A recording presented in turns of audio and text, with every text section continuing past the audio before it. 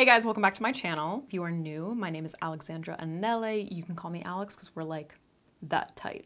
So we're gonna get right into it because there is a lot of information. So today I'm going to be showing you how I blend my eyeshadow perfectly. I get so many questions about how I blend. I get a lot of compliments on my blending abilities. It's taken a lot of practice. Thank you very much. And I thought today I would share with you my tips and tricks. I have made, I think, a couple videos similar to this one, and I'll link them somewhere if you want to check those ones out. I might be repeating myself a little bit, but a lot of you guys were asking for an updated video, so here it is. I got my notes. The first thing that I want to talk about is your base. This is super important. Just like you would be doing your foundation, you want to make sure that your base is properly primed and ready for eyeshadow. If you are going into naked skin with eyeshadow, it's not gonna be good, okay? It's not gonna happen. It's not gonna work. So I want to talk about three things. I want to talk about primer, powder, and concealer.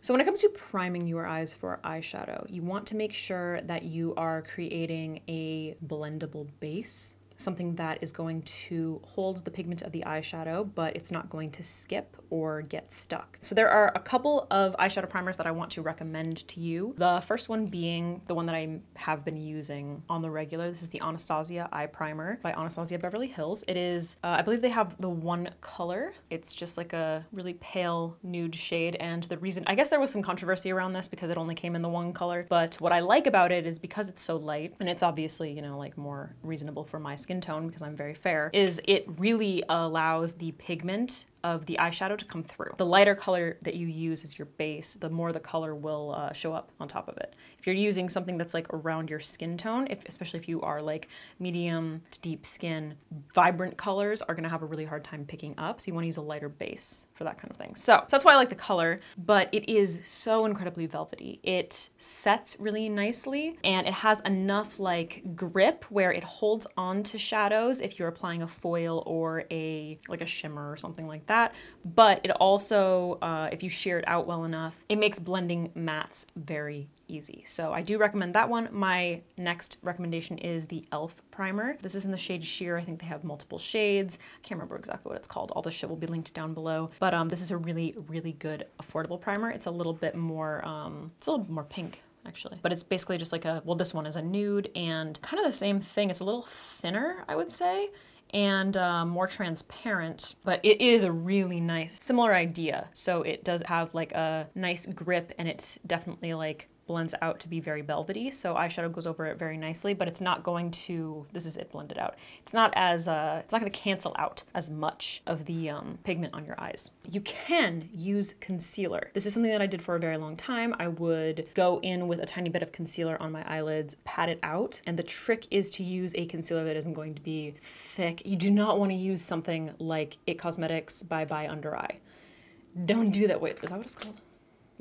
You do not want to do that. It's so thick, very like moist kind of. It's got a lot of oil in it. At least that's what it feels like. So it's not going to blend eyeshadow very well. Concealers that you would want to consider are something like Tarte Shape Tape, something that is matte, that has a matte finish. So keep that in mind. If you are using a concealer, then I would go in with the tiniest amount, pat it out so that you are, you know, minimizing the amount of veins and color that's coming through underneath your skin, and then set very lightly with a powder. Powder is something that you should use sparingly, in my opinion, but it is going to allow you, if you are having a difficult time blending, you can add powder with your primer. Now, it's not necessary, in my opinion, to set your primer, but if you are having hard time blending, say, around this area, setting with a powder is going to be helpful. I'm just gonna get started with my shit because this is gonna be such a long video. So I'm gonna be taking a little bit of my Anastasia primer, and I don't know how to show this to you. Take like that much, which is probably way too much. I always put way too much on. And I'm gonna pat it all over my lid. So I'm starting with my lid, and then I'm gonna pat out, because you can see it's so much lighter. I mean, so much lighter. It's lighter than the rest of me. And then for like difficult areas, you can use a brush if you need, hard to reach spots. But I just want to make sure that I'm patting this into the skin nice and evenly. I don't want to take it out too far. So you can see how much this cancels out like the color of my actual eyelid. You don't see any veins or anything. So I like to make sure that it is very sheer, especially in the crease, because you know we can get creasing. Now what I like to do is kind of leave whatever's on the lid the way it is, and then right before I go in with eyeshadow, I will make sure to pat in the crease and outward, because I want that to be the thinnest, because I want that to set the most so that my matte shades are blending nicely over that. If you leave a tiny bit more of the product, there's gonna be like a little bit more moisture. It's gonna have a little bit more grip, a little more stick. So it's gonna hold on to foiled and shimmer shadows much better. Now, like I said, setting this with a powder is not necessary. However, if you're having a hard time blending this area, especially when you're like, if you're blending your eyeshadow into the rest of your foundation,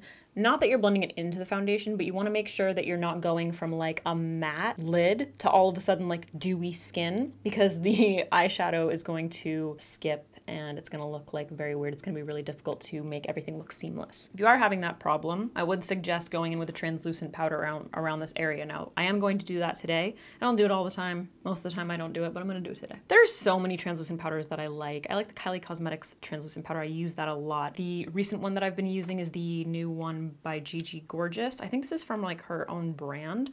I don't actually know. I just received this in PR with like no explanation, but it's pretty nice. I like it a lot. So I'm just gonna pick that up on a fluffy brush. I'm gonna set like this area, just there. Cause like if I'm bringing my brush out, that eyeshadow, that's pretty much as far as I'm gonna take it. And I just wanna make sure that it's not like skipping, because this area is kind of dewy. You know? Another thing you can do to kind of protect like this area, because sometimes when you're blending, little bits of eyeshadow can get in here, and then you can end up with like a bunch of little pieces of fallout and it can look pretty terrible. So you can go in with translucent powder there, here, just to kind of like protect those areas. The areas where you're gonna be like blending the eyeshadow, where you want it to kind of like dissipate. But if you are having a hard time blending like your actual crease, then you can also take a little bit of that powder in that area. So you can see I have a little bit of creasing happening. So I'm gonna pat that out. What I like about this is you can kind of go in with this primer and be sloppy, but it never really makes anything look sloppy. So I'm literally just setting my crease because I don't want any skipping there, because that's pretty much where all the matte shades are gonna go. And again, I'm leaving my lid the way it was because I want the, like if I'm gonna be using a shimmer shade, or even if I'm using a matte, I want the most stick there. Next up, I wanna talk about brushes before we start going in with our actual eyeshadow. So there's a lot of things to consider here. I am actually going to put a list down below of brushes that I would recommend from like high end to low, a range of options for you, because I don't want to get too much into that, but I do want to tell you to consider your eye shape, your eye size, how much room you have to work with on your lid, how much you want to blow it out. If you are like unsure about what to start with, start small. It's going to make things a lot easier, but everybody should have a big blending brush, but I'll get into that. So size is something that I want you to keep in mind. Bristles, natural hair. There are really great synthetic natural hair brushes now. So they're not real hair, but they blend really, really beautifully. Natural hair brushes are what's going to blend the best, what's going to blend the eyeshadow out. Synthetic hair brushes, typically, especially if it's like if it feels more plasticky to you, that is really going to like pack the eyeshadow on. If you're having a hard time, if you're using a lot of like synthetic brushes, for example, let me show you one. This is the e.l.f. crease brush, which is fine, but it is very, like this is a very, very sort of a thicker synthetic brush. It's going to pack on a lot more powder than something like this Japonesque brush right here, which is a natural hair brush. This is the 724. Another thing that I want everyone to keep in mind is where you're placing your product. And this is also going to have to do with the size of your brush. So I would suggest being very conservative with where you're placing your shadow. Keep it tight, and then you can blend out. That's the easiest way to start. So we're gonna jump in. I know it's been a while. There's a lot of explanation. There's a lot of information. I got notes, like I said. So for my eyeshadow today, I'm using these two Nude palettes by Huda Beauty. I'm using light and medium. So I'm gonna start off with what we call our transition shade. which isn't necessary, really. Like, you can start off with anything you want. But if we're talking about our transition shade, we want to start off with something that's going to be a couple shades darker than our lid color. If you start off with something that's very, very dark, it's going to look really obvious and it's going to be a lot harder to blend out. So the lighter you start, the easier it's going to be to blend into your skin tone. This does not mean that you have to go in with a bone shade or something that's like exactly the same color as your skin tone. You do not need to do that. Personally, I think that just makes shit look powdery. Like, it just builds up too much product on the lid.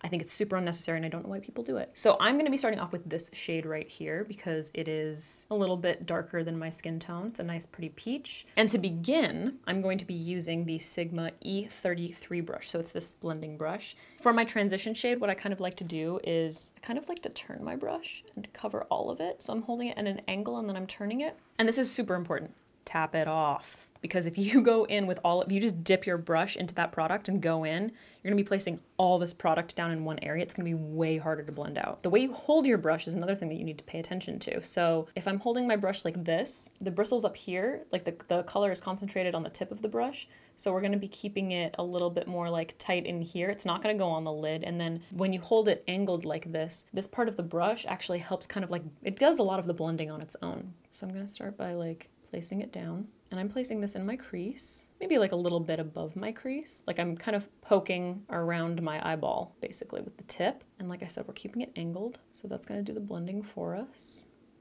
If you feel like you need a little more product, you can turn your brush. And then it's up to you how far you bring it up. I like to really like blow it out. So now I'm gonna turn my brush like this. Now that I have the majority of the product down, start blending up to my brow bone. And then if I feel like I need an area to be a little bit more blended, turn it back. So just keep in mind how you're holding the brush. So a nice rule of thumb is as the shadows get darker, your brushes should get smaller. Just because you're typically like being more concentrated with the placement. If you're using the same brush over and over again and you're going into like different colors, you're just gonna end up with kind of a muddy mess. So it's a good way to create like more of an ombre effect if your brushes are getting smaller. So this is already a pretty small brush that I started off with my crease. I could potentially use this again and just like focus it more on the tip. So that's also an option. And this is actually a nice brush for that because it has a pretty defined tip. And I'm gonna show you this. So this is the MAC 217. This is a classic like crease blending brush. I'm actually gonna go in with that brush and build this up a little more just to kind of show you like how it's different. So like I would place it down the same way, but you would end up covering a little bit more ground. But if you have significantly less room than I have, and I know I got a lot of real estate going on here, a lot of people probably would need a smaller brush. Keep that in mind. Something that like people don't really think about. So for me, typically this is the brush that I would start off with, and I'm just like reckless. I just blend it right up to my brow bone. Then I would end up going in with a brush this size and go in with a shade a little bit darker. So I'm gonna go into this color right here from the medium palette, and I'm gonna use that Sigma brush, and I'm kind of doing the same thing, but I'm not angling my brush as much. I'm kind of like focusing it a little bit more on the tip. And now looking down into a mirror, that's also very important because you want to make sure that there's a nice flat surface. If I'm looking straight on, I'm going to be going into the folds of my eye. So make sure that your mirror is low. Once again, I'm not really angling it as much. I'm keeping it a little bit more like this. So I'm focusing it right in this crease so that we can add a little bit more definition. But pay attention to how I'm holding my brush because it's gonna change as I apply the shadows. And it's always best to start off with less and build it up rather than going in with like a ton of pigment. And then if I get to an area where I need to like blend or bring it up a little bit more, I'm gonna angle my brush a little more. So you can see the warm shade is being built up like like closer to the crease. We're really creating that like shadow, and then we're slowly blending up into the first shade that we put down. All right, now if you feel like it's not blended well enough, you can go back in with that first brush, which is technically the second brush, but the first brush, and then blend around those edges with no additional product because it already has some product on it and it's a little fluffier. So it's gonna make blending a lot easier. My armpits are so sweaty, it's insane. Okay, so now, this is crazy, I'm going between these two palettes. So I went in with this color right here, this like warm brown. Now you can kind of see this brown that I'm putting next to it, slightly darker. So that's why I'm going back into I'm going back and forth between these two palettes. But I wanna like do this slowly. It's gonna be so much better if I do it slowly. So now I'm gonna use an even smaller brush. This is again by Sigma. I highly recommend Sigma brushes. They have Precision collection, I think. Fantastic, tiny blending brushes, they're amazing. So this is the Precision Firm Blender, so you can see the size difference from the E33 brush. It's a little bit more packed. So I'm gonna pick up the dark brown, or the darker brown. And I guess I do the same thing with all of them. I kind of like keep it at an angle and then like twirl my brush and pick it up, tapping it off. Start off by tapping this because this is a little bit more concentrated. Tapping it in the area where I want the most pigment, just right there. And then same rules apply. And you want to use a really light hand. It's also going to help. So we're very, very, very slowly building up that shadow. What I like to do, especially when the shadows start to get darker, is to kind of just like focus them in the area where I want them to be the most prominent and then go back to them. Oh, that was way too much. See how reckless I just got? Do you see that? Do you see that? I wasn't quite looking down well enough. I just started going in, getting reckless. So if you do that, I suggest having a paper towel around. I always have a paper towel that I wipe excess makeup on. I'll wipe off my brush and then go in and blend. Most of the damage is closer to the lid. Not that big a deal. I'm gonna put a shimmer down there anyway. So I'm really concerned with the upper part. I want that to be the most blended. And then I'm just gonna kind of like, you know. Now, my favorite trick, mixing shadows. So what I'm gonna do is I'm gonna go back in with the first brush that we used. So the Sigma something 33, E33. And I'm going to blend 2 shades together to create the perfect blending shade. So an easy way to do this is to mix the 2 shades that you just used, but these are kind of dark. So what I'm gonna do actually, instead of using the dark brown that I just went in with, is mix this guy with the first shade that we used, this color. So the way I do that basically, how do I show this to you when I'm holding 2 palettes? Wow, I did not think this out. So I'm gonna tap into this one, and then I'm gonna tap into this one, back and forth, and then I'm gonna tap my brush off. I'm gonna use that to blend this area up into that nice wash that we created. So we're kind of creating like a whole new shade that we don't have, but you want to go super light with this because if you go in with way too much of this shade, it can end up looking really powdery and muddy. Keep that in mind. And again, I'm angling my brush. Holding the brush like this is going to do the blending for me. So hopefully you guys can see how much that softens that line. Let's get even darker. So I'm gonna go in with this color right here because that's really fucking pretty and it actually like goes really well with my lips, huh? And this is from the medium palette. Where'd my little guy go? And I'm gonna go back in with that E42 brush. Doing the same thing, I'm just picking it up the way you've been seeing. Tapping off my brush, tapping it in the area where I want the most pigment. What? There's like a fucking theme here. And I just want it to be like a little more intense in this area. I like to create a little bit of a cat eye. So that's the nice thing about these brushes is that, especially this brush in particular, you can really pack it on where you want. And once you have it, that shadow down, you can tap or wipe off your brush and go in and blend. I love the brushes that are like multi-use to kind of like blend this area. I'm gonna go back into that medium brown. So this shade right here. And then I'm gonna tap a little bit into this guy. And I'm gonna blend around this edge just to soften that. That's my favorite little trick. It just helps so much. Sometimes there's like a drastic jump between eyeshadow colors and it can be really difficult to like marry the two and make them look good. All right, so now that I have that dark brown shade down here and it's looking like a little bit patchy to me, I'm gonna go back into the like second to last dark color that we used, this color right here. And I'm gonna pick that up on this brush, tap it off always. And then I'm gonna go over this color, which is something that you can also do in the crease to blend rather than mixing 2 colors. So those are 2 options, but especially in the crease, it can kind of end up like getting blown out really fast. So that works if you are not using huge brushes. All right, now really quickly, I want to talk about having a really big blending brush. This is something that everybody needs because it's going to make blending into the rest of your skin so much easier. I really like to blow my eyeshadow out, like love it. I just think it looks fantastic and it just looks like very seamless. So I have a couple brushes that I use for that. This one is the Morphe M524 brush. It's a big fluffy blending brush. It gets a little bit thinner as you turn it. Kind of looks like a regular blending brush like that and then you turn it, it gets fat. I love this for just like a wash. So a lot of the time, and it's just like super quick and easy, I will just tap into like whatever my transition shade was. So our first color was this like peachy color. So I'll just tap into that, tap off my brush a lot, and then because it's so fluffy, I can literally just go over everything and then blend into my skin. Blend it right up to the brow bone, kind of just go over everything that's like up here. Helps to make everything seamless. All right, for the lid, I want to talk a little bit about shimmers and blending those into the eyeshadow because that can be really tough. If you're not doing a cut crease, and especially if you have, I get yelled at for saying I have hooded eyes. I guess I don't have hooded eyes, but I have like a crease. So I can get a lot of transfer.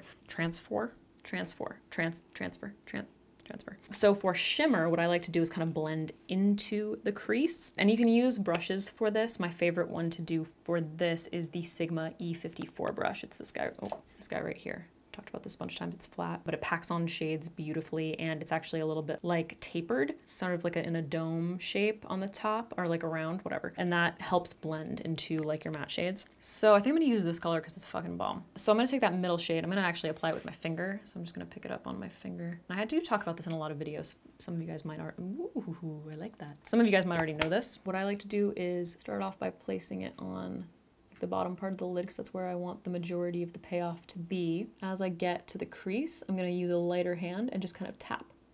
And then I might just tap it up a little further than where my lid ends, but I'm using a really light hand. So this is going to blend it into the matte shade. And then as I blink throughout the day or as I'm like moving around, it just sort of like is already blended up there. So I don't really have to worry about transfer because I'm already kind of putting it up there.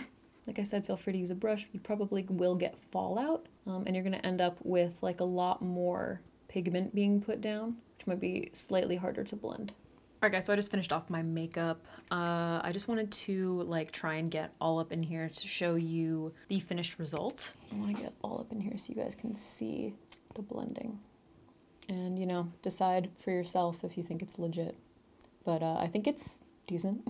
All right, so those tips, obviously, they apply to the lower lash line as well, which is why I didn't go through all of that. Quickly, one thing that I did want to mention is going in with a clean brush. If you feel like you've put down too much product and wiping off your brush just isn't enough, you can also go in with a clean brush, maybe something clean and fluffy, a natural brush.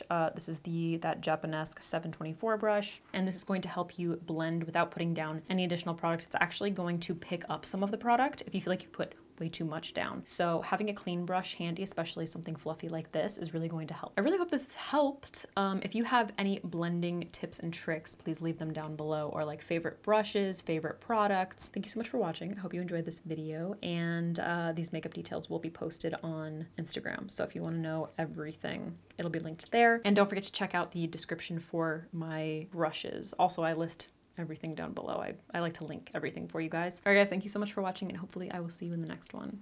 Does this lipstick make my teeth look yellow? The first thing that I want to talk about, Ziva, do you mind? Excuse.